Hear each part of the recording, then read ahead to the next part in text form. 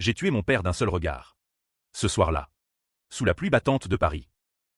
Pas avec un couteau ou un poison, non. Ce serait trop vulgaire. Trop américain. J'ai simplement laissé la vérité le consumeur. Comme un acide lent qui ronge les os. Et quand il s'est effondré à mes pieds. Suppliant. J'ai murmuré, c'est le prix de ton silence. Papa. Les sirènes hurlaient déjà au loin. Mais c'était trop tard. La banque avait déjà avalé leur empire. Et avec lui. Leur âme. Il m'avait chassé de la maison familiale à Auteuil. Cette villa haussmannienne aux volets verts écaillés. En me traitant d'ingrate. De cette engeance qui ronge le foyer comme la moisissure ronge les murs humides de la Seine. Maman. Avec ses perles de culture et son accent du sud-ouest fin pour plaire au salon parisien. Avait pleuré des larmes de crocodile. Marie. Tu nous ruines. Après tout ce qu'on a fait pour toi. Et mon frère. Antoine. Ce serpent aux yeux chassieux. Avait ricané, va mendier dans le métro. Petite voleuse. Voleuse, moi, j'avais porté leur faute sur mes épaules pendant 10 ans. Et voilà leur gratitude. Paris. Cette garce aux lumières éternelles. M'avait vu naître en 1992. Dans une clinique privée du 16e arrondissement. Où les nouveau-nés sentent déjà l'odeur du caviar et du désespoir bourgeois. Mon père. Henri Duval. Était un banquier respectable. De ceux qui portent des costumes sur mesure et des secrets plus lourds que les coffres-forts de la Banque de France. Maman. Claire. Une ancienne actrice ratée. Passait ses journées à siroter du Chablis en relisant Proust. Feignant l'ignorance des ombres qui hantaient notre maison. Antoine. L'aîné. Était le prince héritier, études à Sciences Po. Stage chez Rothschild. Et un talent inné pour le mensonge. Moi, j'étais la cadette. La rêveuse. Celle qui lisait Camus dans le métro bondé et qui, à 16 ans, avait déjà compris que la famille n'était qu'un théâtre d'ombre où chacun jouait un rôle pour survivre. Tout a basculé en 2015. Lors de cette soirée d'été étouffante où l'air de Paris collait à la peau comme une promesse trahie. J'avais 23 ans. Fraîchement diplômé de la Sorbonne en littérature. Avec des rêves de plume et de vérité. Antoine. Lui. Fêtait son premier poste à la BNP Paribas. Un toast au champagne millésimé dans notre salon au lambris sombre. Papa. Rougeau sous son col amidonné. Avait levé son verre, à la famille Duval. Indivisible. Indivisible, le mot sonnait faux. Comme un vin éventé. Ce soir-là. J'avais surpris Antoine dans son bureau. Penché sur l'ordinateur familial. Transférant des fonds. Pas n'importe quel fonds, 300 000 €. Siphonner des comptes clients de papa. De la fraude. Pure et simple. Pour financer son addiction au jeu poker en ligne. Casino à Deauville. Dettes qui s'empilaient comme des dominos. J'aurais pu le dénoncer. J'aurais dû. Mais il m'a regardé. Les yeux fous. Et a murmuré, Marie. Si tu parles. On coule tous. Papa perd son poste. Maman son cercle mondain. Et toi, tu finiras serveuse à Montmartre. J'ai hésité. L'amour fraternel. Cette illusion française si chère à nos romanciers du 19e. M'a ligoté. Au lieu de cela, j'ai pris la faute sur moi. Une nuit. J'ai falsifié des documents, mon idée. Jurais-je. Et quand l'audit est tombé, c'est moi qu'ils ont accusé. Ma pauvre petite. Un moment d'égarement, avait soupiré papa. Signant ma confession sous la menace voilée d'Antoine. J'ai écopé de 2 ans de sursis. Une tâche indélébile sur mon CV. Et un exil forcé dans un studio minuscule à Belleville. Où les rats dansaient la java sur le parquet craquelé. Les années suivantes furent un lent empoisonnement. Je survivais comme ghostwriter pour des auteurs paresseux du quartier latin. Tapant des manuscrits sur un ordinateur d'occasion qui surchauffait comme un amant jaloux.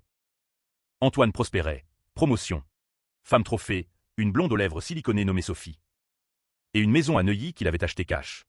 Avec l'argent que j'avais indirectement sauvé. Maman m'appelait sporadiquement. Sa voix suave masquant le mépris. Ma chérie. Quand reviens-tu? On a besoin de toi pour les dîners. Besoin de moi? Pour jouer la fille repentie. La caution morale aux yeux des voisins curieux. Papa. Lui. Évitait mes regards lors des rares visites. Ses mains tremblaient sur son verre de cognac. Et je sentais le poids de son secret. Ce gouffre qu'il avait creusé en moi depuis l'enfance. Car il y avait pire que la fraude d'Antoine. Bien pire. À 13 ans. Lors d'un voyage en Provence chez nos grands-parents. Papa m'avait emmené, se promener, dans les vignes de Châteauneuf-du-Pape. L'air embaumait le romarin et la trahison. Il avait bu trop de rosé. Et ses mots étaient devenus des caresses interdites. Puis des violences qui m'avaient marqué au fer rouge. C'est notre secret. Ma Marie, avait-il soufflé. Les yeux vitreux. Maman savait. Elle avait toujours su. Un jour, je l'avais surprise en train de ranger ses chemises tachées, murmurant « Henri, pas encore ». Mais elle avait choisi le silence, préférant l'été mondain au cri d'une fille brisée. J'avais enterré cela au fond de moi, comme on enterre un vin rare pour qu'il mûrisse en poison. En 2023, la fissure s'élargit. J'avais 31 ans, et Paris m'avait usé comme une pierre poncée par la Marne. Un appel d'Antoine. Paniqué. Marie. J'ai merdé. Encore. Les dettes. 500 000 maintenant. Si papa la prend. J'ai ri. Un rire sec comme le Mistral. Et moi, Antoine, qui a porté tes merdes avant? Il a supplié. Promis la lune. J'ai accepté. Une dernière fois, j'ai effacé ses traces numériques. Falsifié des relevés pour la banque. En échange, rien. Juste un « merci ». Frangine, laconique. Mais ce soir-là, en rentrant dans mon studio, j'ai trouvé un mot glissé sous la porte. Dégage. Ingrate. On sait pour les documents. Tu nous coules tous. Signé de la main de papa. Il m'avait trahi. Définitivement. C'est là que la vengeance a germé.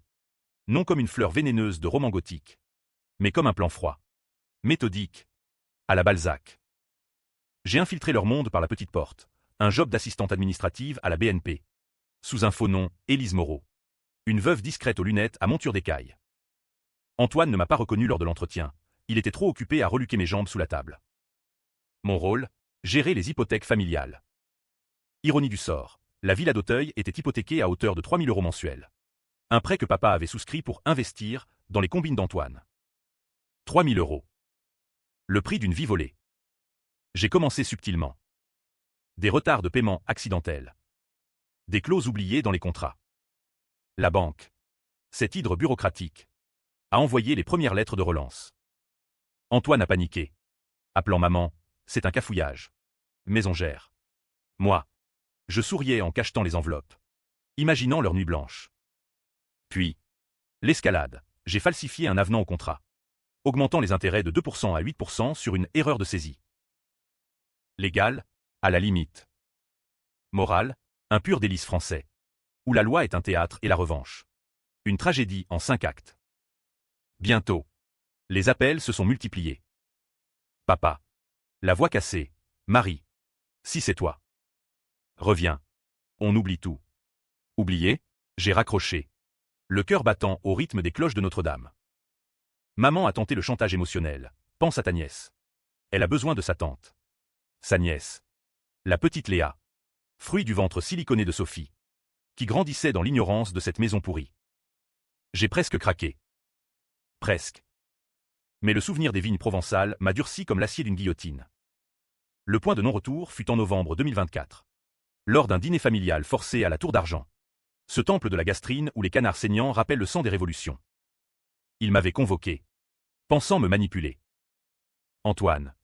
Hilar au début. Frangine. On a besoin de ton flair pour un emprunt amical. Point. Puis, quand j'ai refusé, les masques sont tombés. Papa a explosé. Sale petite pute. C'est toi qui sabotes tout. Hein? Pour ton frère. Tu l'as fait avant. Les mots ont fusé comme des balles. Ingrate. Traîtresse. Menteuse. Maman a pleuré. Sophie a minaudé. Et Antoine. Antoine a ri. Jusqu'à ce que je sorte une photocopie de ces transferts frauduleux. Glissée dans ma serviette comme un nœud de pique. Vous voulez la vérité? Ai-je dit. La voix calme comme la Seine en crue. Antoine a volé. Papa l'a couvert. Et toi? Maman. Tu as fermé les yeux sur ce que papa m'a fait. Silence. Un silence de tombeau. Puis le chaos, cri. Verre brisé. Un serveur appelant la police discrètement. Ils m'ont chassé sur le trottoir mouillé, me traitant d'ingrate une dernière fois. J'ai marché jusqu'à la rive, laissant les larmes se mêler à la pluie. C'était fini. Ou plutôt, ça commençait. De retour à mon bureau de la BNP, j'ai accéléré le processus. Un clic. Et l'hypothèque était exécutoire. La ville a saisi. Aux enchères dans 15 jours. 3 000 € par mois. Impayés depuis 3 mois, 120 000 d'arriérés. Plus intérêts composés. Ils étaient ruinés. Antoine a tenté de me contacter via un numéro anonyme. Marie. Pitié. Léa. On va la perdre. J'ai bloqué le numéro. Mais pas avant d'envoyer une photo anonyme, la petite, endormie dans son berceau rose. Avec un mot, sauve-la toi-même. Voleur. Noël approchait. Et Paris scintillait de lumière hypocrite. J'ai loué un appartement modeste à Montparnasse. Avec vue sur les toits en zinc. Et j'ai commencé à écrire, non plus pour d'autres. Mais pour moi. Un journal de vengeance. Page noircie d'encre et de rage. Les enchères ont eu lieu le 20 décembre. Sous un ciel de plomb. La villa. Ce mausolée de mensonges. Vendu à un promoteur chinois pour une bouchée de pain. Papa a fait une crise cardiaque sur place. Paraît-il, maman l'a veillé à l'hôpital. Murmurant des prières catholiques qu'elle n'avait pas dites depuis des lustres. Antoine, disparu. Enfui à Bruxelles avec ce qui restait de ses illusions. Mais la vengeance n'est jamais propre. En France. Elle laisse des traces. Comme le vin rouge sur une nappe blanche. Léa, la petite innocente, a été placée en foyer temporaire pendant que les services sociaux enquêtaient. J'ai visité. Anonymement. Glissant des jouets dans sa chambre. Ses yeux. Si bleus. Si purs. Me hanteront toujours. Était-ce justice? Ou cruauté? Les lecteurs, si ce récit en trouve, se diviseront. Certains applaudiront la fille qui a brisé ses chaînes. D'autres maudiront l'ingrate qui a sacrifié une enfant pour un compte de sang. Le twist vint au printemps 2025. Quand un notaire m'a convoqué. Papa. Avant de mourir en février, crise fatale. Aggravée par le stress. Avait rédigé un codicille. Pas pour Antoine. Non. Pour moi. À Marie. Ma fille unique, écrivait-il d'une main tremblante. Unique, maman n'était pas ma mère. J'étais le fruit d'une liaison d'Henri avec sa secrétaire. En 1992. Adopté pour sauver les apparences. Antoine, mon demi-frère. Mais pas de sang Duval pur. Le secret ultime, papa m'avait violé non par perversité. Mais par une folie héréditaire. Une schizophrénie qu'il avait cachée. Transmise peut-être. Maman. Stérile. Avait accepté tout pour garder la façade.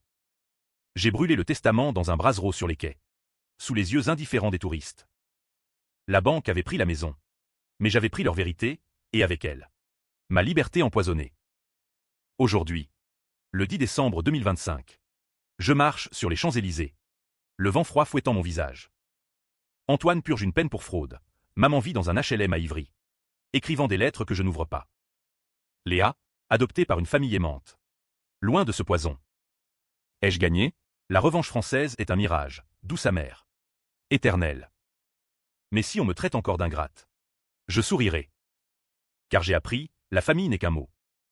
La justice, un couteau à double tranchant. Et moi, Marie Duval, ou Moreau. Peu importe. Je vis enfin. Non. Ce n'était pas la fin. La vengeance. Comme un bon Bordeaux. Demande du temps pour s'épanouir. Pour laisser les tanins de la haine se fondre en un arrière-goût de triomphe teinté de regret. Après les enchères. Paris s'est refermé sur moi comme une huître. Hermétique et salée. J'ai démissionné de la BNP sous prétexte d'un burn-out, un mot si cher aux psy parisiens, qui facture 100 € l'heure pour disséquer vos névroses au scalpel de Freud. Élise Moreau s'évaporait, Marie Duval renaissait. Plus affûtée. Plus seule. Les premiers mois de 2025 furent un exil intérieur. J'ai fui Auteuil pour un garni à Bastille, où les murs suintaient l'humidité et les échos des barricades de 1830. Chaque matin, je me réveillais au son des klaxons furieux, buvant un café serré, noir comme mon humeur, en feuilletant Le Monde. Les articles sur la chute des Duval me faisaient sourire, homme d'affaires ruiné par dettes cachées. Titrait-on, sans mentionner la fille qui avait tenu la plume. Anonymat bienvenue, mais éphémère. Antoine m'a retrouvé en mars. Lors d'une manifestation contre la réforme des retraites, ironie. Lui qui avait toujours méprisé les gauchistes. Il surgit devant la colonne de Juillet. Le visage émacié. La barbe hirsute comme un clochard chic. Marie. S'il te plaît. Sa voix. Jadis si assurée dans les cocktails de la City. Tremblait maintenant comme une flamme sous la pluie. Il suppliait pour de l'argent, pas pour lui. Jurait-il. Pour Léa. Sophie l'avait quitté. Emportant la gosse à Lyon chez sa mère. Une coiffeuse aux ongles acryliques. Les dettes d'Antoine grimpaient. La justice belge menaçait d'extradition pour ses combines transfrontalières. J'ai failli le frapper. Au lieu de cela, je l'ai traîné dans un bistrot puant le tabac froid, où un accordéoniste nasillard jouait La vie en rose. Pourquoi moi? Antoine, après tout. Il a baissé les yeux, triturant un sucre en papier. Parce que tu es la seule famille qui reste. Papa est mort en maudissant ton nom. Maman. Elle boit. Marie. Du gin. En cachette. Un rire m'a échappé. Amer comme l'absinthe. Famille, ce mot sonnait comme une farce de Molière. Pourtant, j'ai craqué. Pas par pitié, non. Par calcul. J'ai glissé une enveloppe de 5000 €. Gagnée sur un manuscrit commandé par un éditeur snob. C'est tout. Et disparaît. Il a pleuré. Des larmes grasses qui coulaient sur ses joues mal rasées.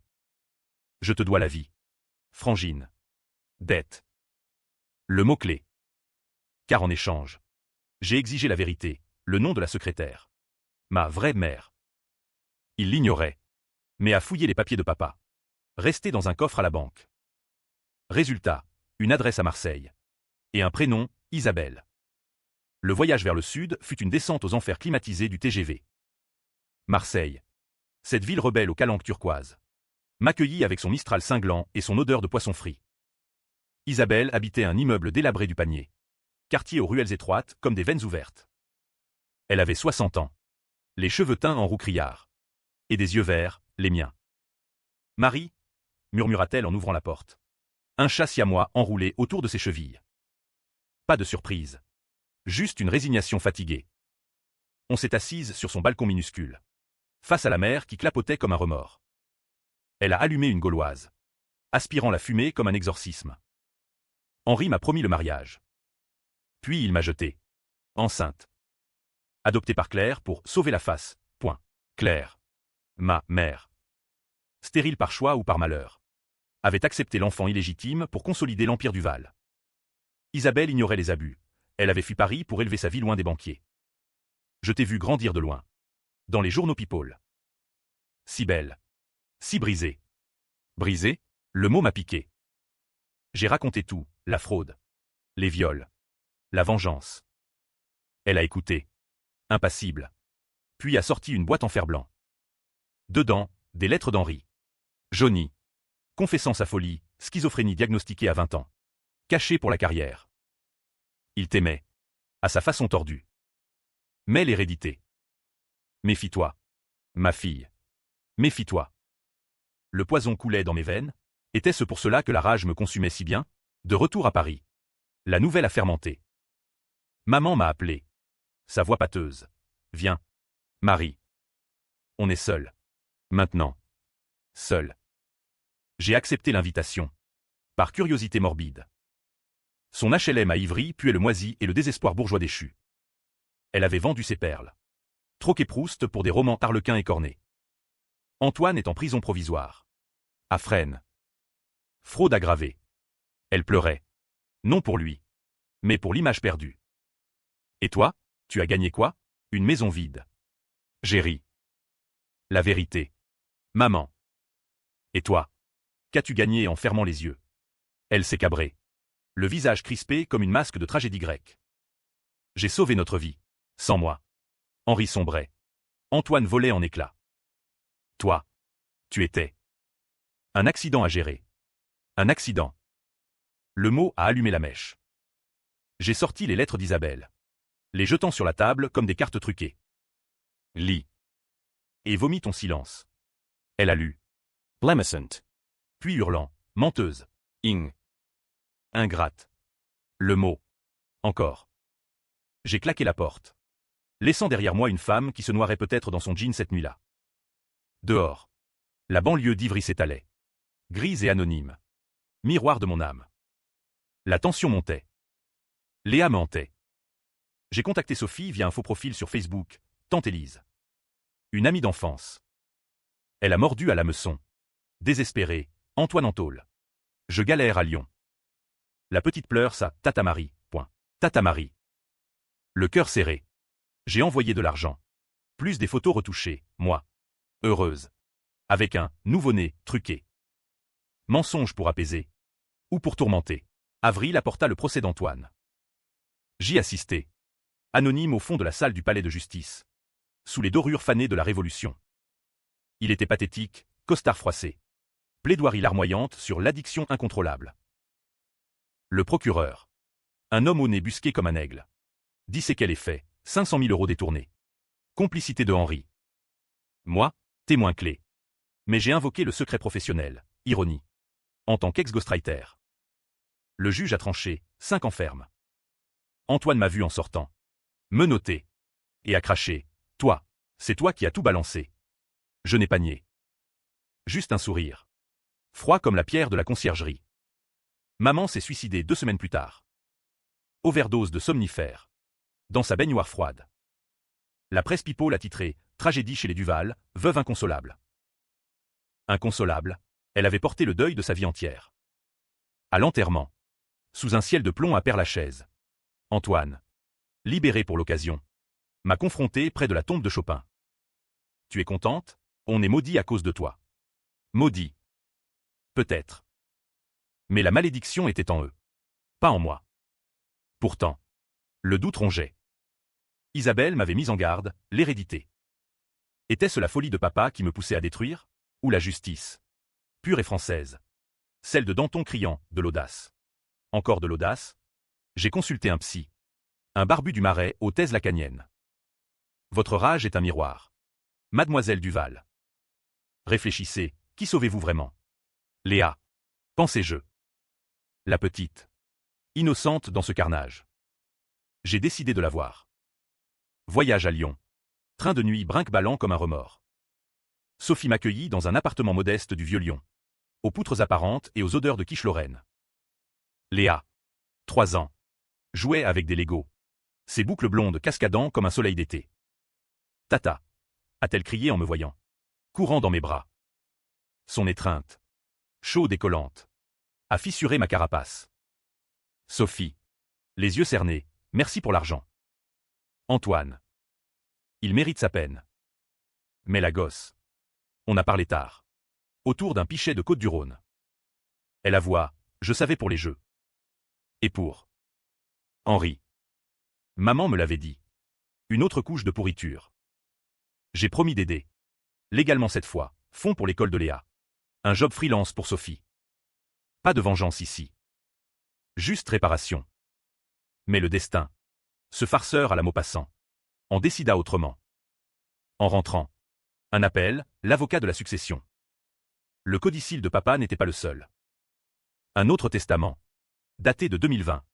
Léguait tout à Antoine, villa. Compte. Secret. Mais j'avais la villa saisie, les comptes gelés. Twist. Papa avait prévu ma trahison. Cachant un coffre à Genève avec 200 000 €. À mon nom. Pour ma fille. En cas de tempête. Tempête que j'avais invoquée. J'ai transféré l'argent à Isabelle. Pour qu'elle vive dignement. Le reste, un fonds pour Léa. Anonyme. Antoine sorti de prison en 2027. Brisé. Mendiant un job à la plonge. Il m'écrivit. Pardon. Marie. J'étais le monstre. Pardon, trop tard. La vengeance achevée. Que restait-il? Un vide parisien. Rythmé par les pas solitaires sur le pont des Arts. J'écris ce récit. Non pour absolution. Mais pour que vous, lecteurs, jugiez. Ingrate ou justicière. La France. Terre de débats enflammés. Tranchera. Moi. Je vis, enfin. Le printemps 2025 s'étirait. Paresseux et perfide. Avec ses cerisiers en fleurs le long de la Seine qui masquaient mal l'odeur de pourriture montante. J'avais 33 ans. Et Paris. Cet amant de volage. Me rendait mes caresses empoisonnées. L'argent de Genève, ce legs maudit, brûlait dans mon compte. Un feu froid que je refusais de toucher. Isabelle.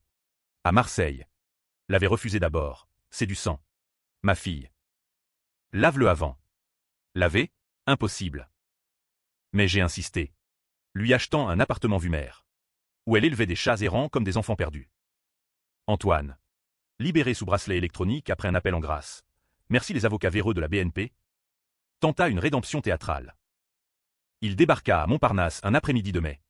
Bouquet de roses fanées à la main. Comme un don Juan de pacotille. Marie. Laisse-moi t'expliquer. Expliquer? J'ai refermé la porte.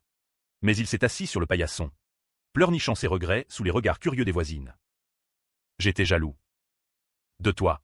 De ta force. Papa t'aimait plus. Tu sais. Aimait, le mot me révulsa. J'ai appelé la police, il partit.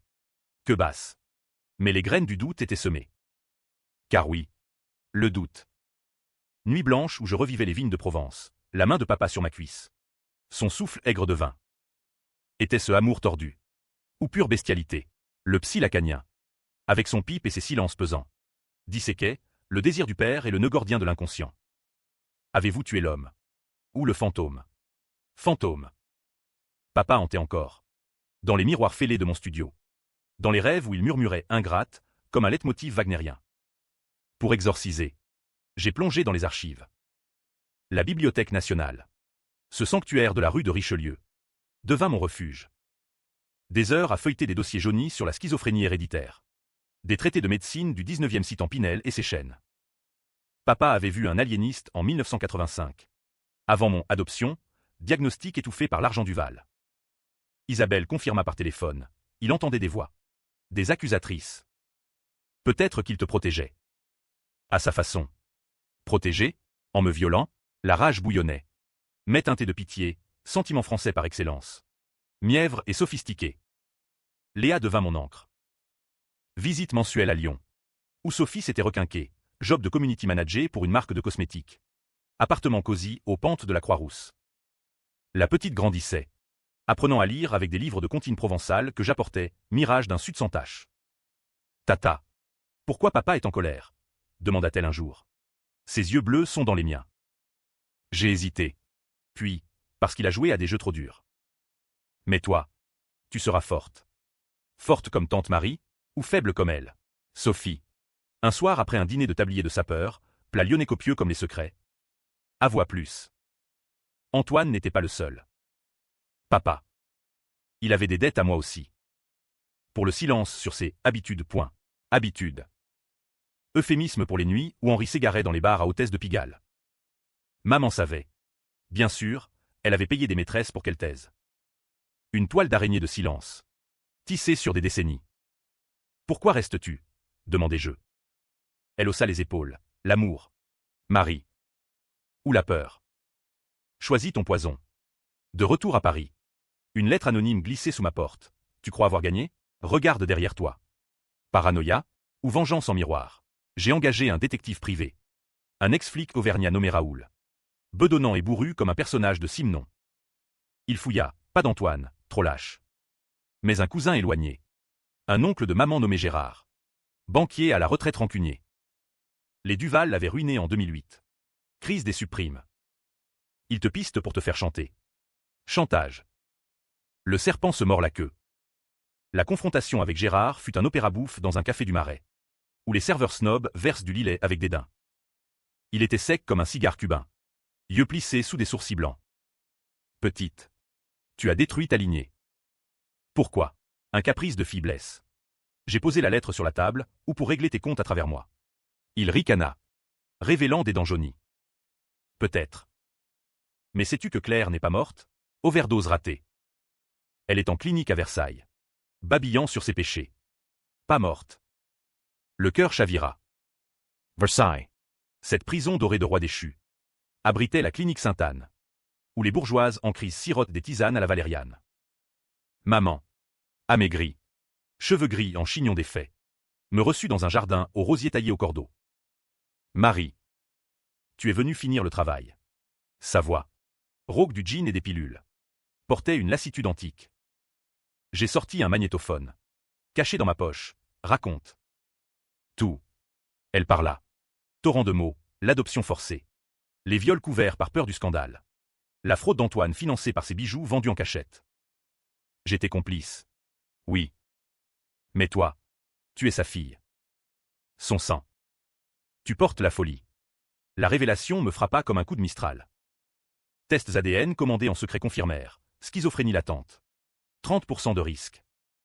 Était-ce cela? Ma vengeance? Une danse avec la démence? J'ai quitté la clinique. Laissant maman à ses roses épineuses. Et j'ai erré dans les allées de Trianon. Fantôme parmi les fantômes. Léa sauva ce qui restait de raison. Lors d'une visite estivale. Elle dessina une famille, nous trois. Main dans la main. Sous un soleil jaune. Tata. Reste pour toujours. Pour toujours. J'ai promis. Et pour sceller. J'ai entamé des démarches d'adoption, pas légales. mais affective. Sophie accepta. Tu es plus mère qu'il n'y en a eu dans cette lignée pourrie. Mais les ombres du passé ne meurent pas, elles mutent. En septembre, Raoul le détective m'annonça. Gérard complotait avec d'anciens clients de papa, visant à me ruiner fiscalement. Audit truqué. Accusation de blanchiment sur l'argent de Genève. Contre-attaque. J'ai balancé leur dossier à un journaliste du Canard enchaîné. Ce torchon satirique qui adore écorcher les puissants. Scandale, les ombres des Duval, un réseau de banquiers véreux. Gérard s'effondra. AVC foudroyant.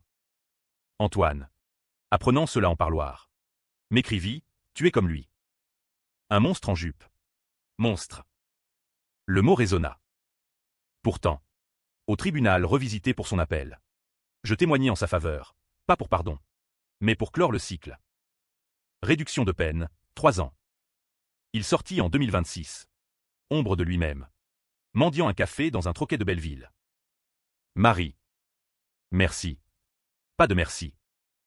Juste un regard. Et le silence. Les ombres s'allongeaient.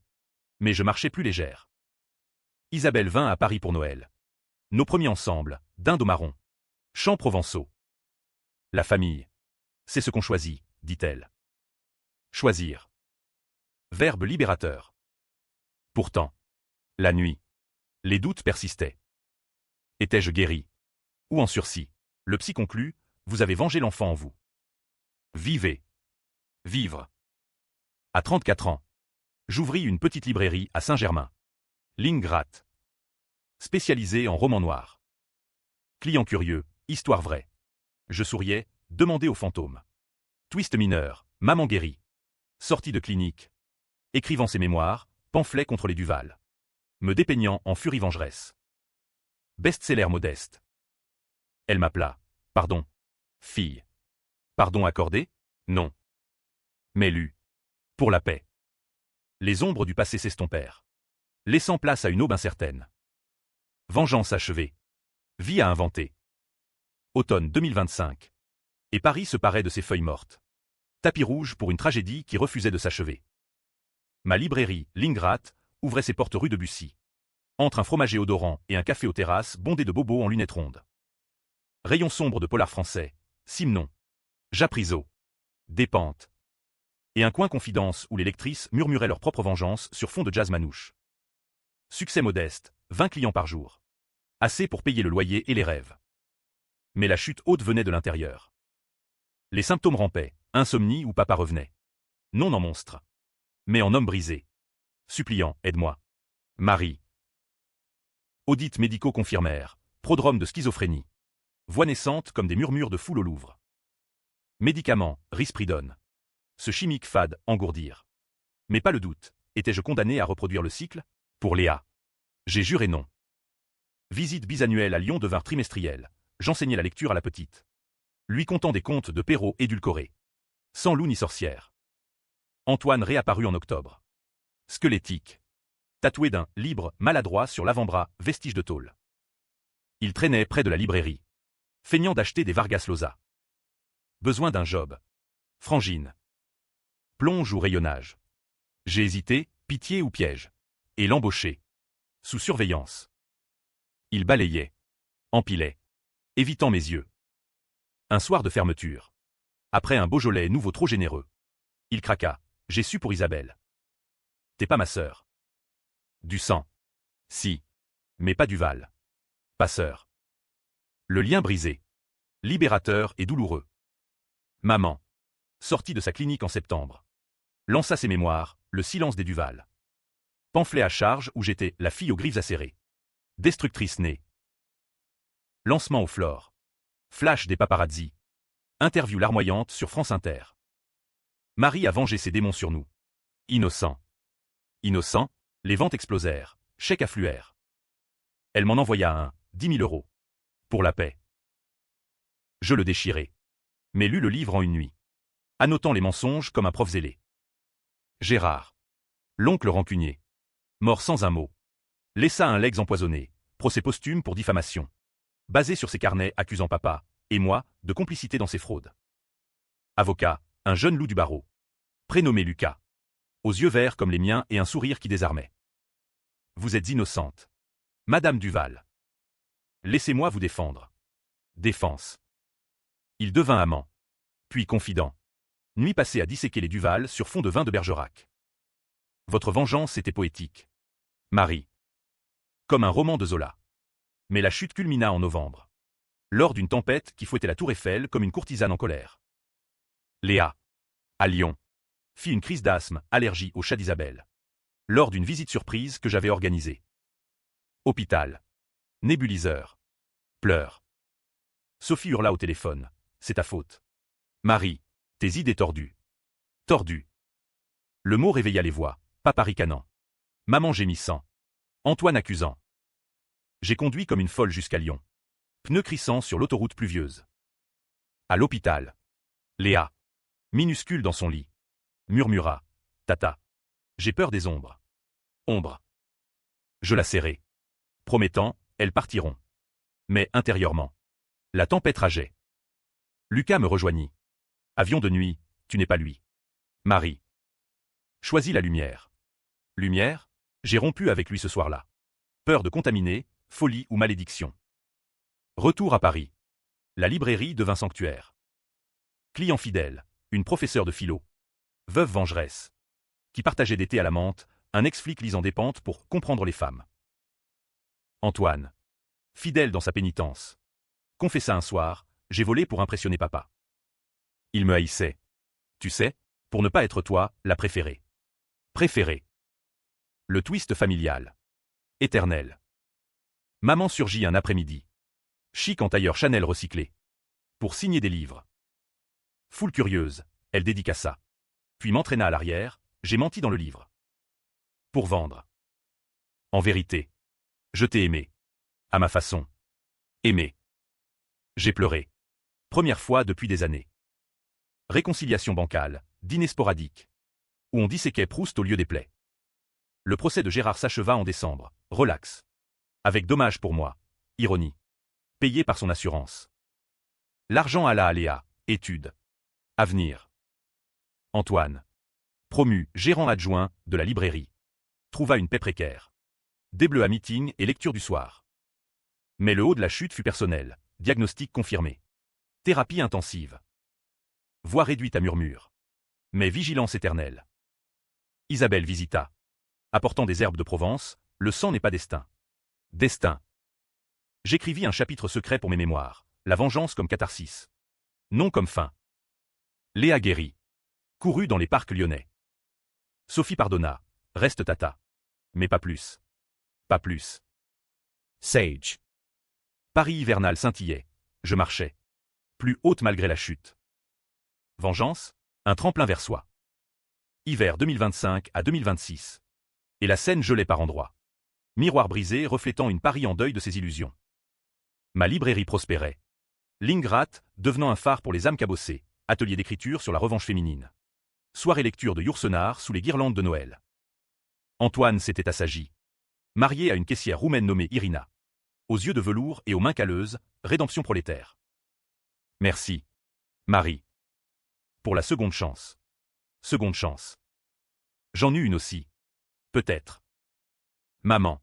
Revenue à la surface. Loua un studio à Belleville. Écrivant des chroniques pour un blog féministe, tardive conversion. Mais sincère. Nos dîners. Désormais hebdomadaires. Étaient des duels verbaux sur fond de coq au vin. Tu m'as haï pour rien, disait-elle. Pour tout, répondais-je. Paix fragile. Comme un traité de Westphalie après la guerre de 30 ans. Léa. Mon soleil. Grandissait en furie joyeuse. 4 ans. Déjà lectrice vorace de Petit Nicolas. Visite devint séjour. Week-end à Paris. Gaufre chez Bertillon. Croisière sur la Seine où elle pointait la tour Eiffel en criant « Matata ». Sophie. Enceinte d'un second, d'un plombier honnête.